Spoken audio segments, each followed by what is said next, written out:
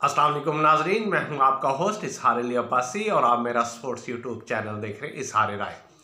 नाजरीन, सबसे पहले आप हमारा चैनल सब्सक्राइब करें, बेल आइकॉन करें और अपनी राय के ज़रिए इजहार करें। चलते आज की बढ़िया खबर की तरफ। और आज रमज़ानुल मुबारक में पाकिस्तान को एक बड़ी खुशखबरी मिली और स्पोर्ट्स पे पाकिस्तान की एक निहायत पूरी दुनिया में जीत हुई। आज पाकिस्तान की टफ क्रिकेट टीम ने T20 वर्ल्ड कप 2024 जीत लिया। फाइनल में पाकिस्तान की टीम ने श्रीलंका को 88 रन से हराया।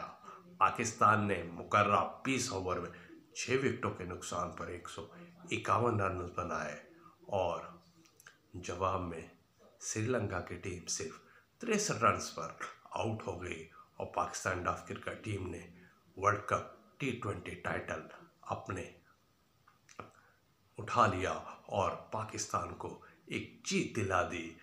और इस जीत के साथ पूरी कौम खुशी से झूम उठी। रमज़ानुल मुबारक में ही 1992 का वर्ल्ड कप पाकिस्तान जीता था और आज रमज़ानुल मुबारक है और Pakistan cricket team T20 world cup 2024 जीत गई है। लेकिन यह बहरहाल टफ क्रिकेट टीम है, लेकिन पाकिस्तान के लिए बहुत बड़ा एजाज़ है कि हमारी टफ क्रिकेट टीम भी T20 वर्ल्ड कप टाइटल जीत चुकी है। चंद माह बाद पाकिस्तान क्रिकेट टीम का T20 वर्ल्ड कप 2024 में शिरकत करेगा और ये उनके लिए भी एक सबक है कि टफ क्रिकेट टीम टाइटल उठा सकती है तो दूसरी कौमी क्रिकेट टीम भी अपने T20 वर्ल्ड कप टाइटल की उठाने के लिए जुस्तजू कर सकती है। इस जीत पर पाकिस्तान क्रिकेट बोर्ड के चेयरमैन मोहसिन नकवी साहब ने कहा कि शाबाश पाकिस्तान टफ क्रिकेट टीम, तुमने कौम के दिल जीत लिए। खिलाड़ियों ने शानदार कारकर्दगी का मुजाहरा किया। मोहसिन नकवी ने T20 वर्ल्ड कप 2024 जीतने पर पाकिस्तानी टफ क्रिकेट टीम के खिलाड़ियों ऑफिशियल्स को मुबारकबाद दी और उन्होंने ये कहा कि इस क्रिकेट टीम ने पाकिस्तानी कौम का सर फख्र से बुलंद कर दिया है। मुल्तान सुल्तान के लेग स्पिनर उसामा मीर ने एक नया रिकॉर्ड ब्रेक किया था। वो रिकॉर्ड क्या था कि वो पाकिस्तान सुपर लीग में PSL में सबसे ज़्यादा विकेट लेने वाले स्पिनर्स बॉलर बन गए हैं। इससे कबल चार फास्ट बॉलर्स ने विकेटें हासिल की थी, लेकिन उसामा मीर 21 विकेटें लेकर सबसे ज़्यादा विकेटें लेने वाले स्पिनर बन गए हैं। मुल्तान सुल्तान के spin bowlers coaching Alexandra Hartley ने उसामा मीर पर खुशी का इजहार किया है और एजाज़ पर उन्होंने इजहार राय किया है और ट्विटर X पर ये पैगाम दिया है कि उसामा मीर के लिए को उन्होंने सुपरस्टार करार दे दिया है कि उसामा मीर ने जिस तरह कोचिंग को पिक किया वो बाकायदा इस एजाज़ के मुस्तहिक है और उसामा की बॉलिंग पे दिन ब दिन बेहतरी होती जा रही है। दूसरी तरफ मुल्तान सुल्तान के ही इफ्तिखार अहमद रऊफ चाचा को नामुनासिब रवैया अख्तियार करने पर जुर्माना आयद कर दिया गया है। कोयटा ग्लैडिएटर के खिलाफ मैच में इफ्तिखार अहमद ने जैसन रॉय के साथ नामुनासिब रवैया इस्तेमाल किया, बदतमीज़ी की। मोहम्मद रिजवान ने दोनों के दरमियान लड़ाई को छुड़वाने की कोशिश की, जिसपे PSL टीम मैनेजमेंट ने, टीम इंतज़ामिया ने इफ्तिखार अहमद को मैच फीस का 5% जुर्माना आयद कर दिया है।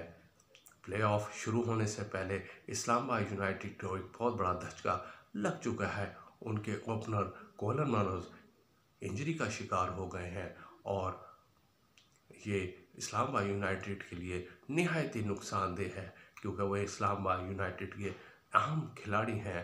पाकिस्तान सुपर लीग 9 सीज़न का प्लेऑफ का पहला मैच 14 मार्च को पेशावर ज़ल्मी और मुल्तान सुल्तान के दरमियान खेला जाएगा।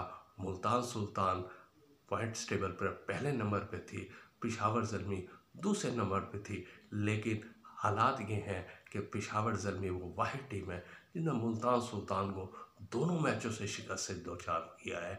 नफसियाती तौर पर देखा जाए तो पेशावर ज़ल्मी का पलड़ा मुल्तान सुल्तान की निस्बत भारी है, लेकिन मुल्तान सुल्तान ने भी कामयाबी हासिल करके 14 पॉइंट्स हासिल किए हैं और उनके तमाम खिलाड़ियों का मोराल बुलंद है।